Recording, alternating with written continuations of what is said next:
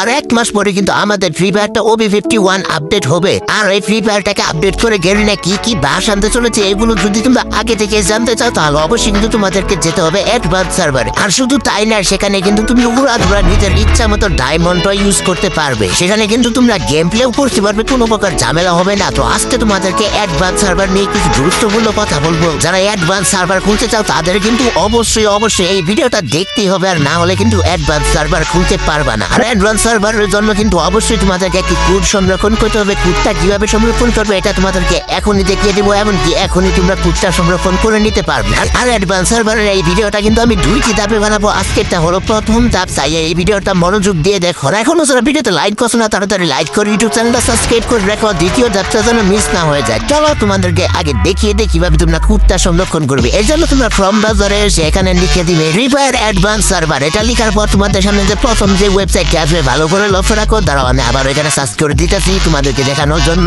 তাছাড়া আমার টেলিগ্রাম চ্যানেলে কিন্তু এই ওয়েবসাইটের লিঙ্ক দেওয়াই থাকবে। তোমরা যারা টেলিগ্রাম চ্যানেলে জয়েন হও না, কমেন্ট বক্সের লিঙ্ক থেকে টেলিগ্রাম চ্যানেলে জয়েন হয়ে যাও। দেখো এখানে তোমাদের সামনে যে প্রথম ওয়েবসাইটটি চলে এসেছে, এই ওয়েবসাইটের উপরে তোমরা ক্লিক করবে। ক্লিক করার পর তোমাদের সামনে কিন্তু ঠিক এরকম ইন্টারফেস আসবে। দেখো এখানে আমাদেরকে স্পষ্টভাবে বলে দিয়েছে এই অ্যাডভান্স সার্ভারটা 9 তারিখে আসবে, এমনকি 20 তারিখে কিন্তু ক্লোজ হয়ে যাবে। কিন্তু তার আগে তোমাদেরকে কিন্তু এখানে রেজিস্ট্রেশন করে কোডটা সংরক্ষণ করতে হবে। তার জন্য তোমরা যে লগইন গুগল দেখতে পাচ্ছ, লগইন গুগলের উপরে ক্লিক করে তোমাদের যে কোনো একটি জিমেল এখানে সিলেক্ট করে নিবা। জিমেলটা এখানে সিলেক্ট করা হয়ে গেলে তারপর তোমরা যে জিমেলটা সিলেক্ট করছো ওই জিমেলের যে অ্যাড্রেসটা আছে সেটা কিন্তু অবশ্যই তোমরা মনে রাখবা, কারণ তোমাদেরকে কিন্তু এখনই তোমাদের যে জিমেলটা সিলেক্ট করছো ওই জিমেলের যে অ্যাড্রেসটা আছে এই অ্যাড্রেসটা কিন্তু এখানে বসাতে হবে। দেখো মানে তোমাদের জিমেলের যে অ্যাড্রেসটা আছে এটা কিন্তু পুরোপুরি ভাবে তোমাদের এখানে ঠিকঠাক মতো বসাতে হবে, আর না হলে কিন্তু হবে না। দেখো আমি আমার জিমেলের অ্যাড্রেসটা এখানে বসিয়ে দিয়েছি, তোমরা ভালো করে লক্ষ্য রাখো। অলরেডি দেখো আমি এই জায়গায় কিন্তু আমার জিমেলের অ্যাড্রেসটা বসিয়ে দিয়েছি, এমনকি এখান থেকে আমি জিমেলের অ্যাড্রেসটা কপি করে নিলাম। এটা আমি আমার দরকারে কপি করেছি, তোমাদের কপি করার কোনো দরকার নাই। এখন তোমরা এখান থেকে জয়েন না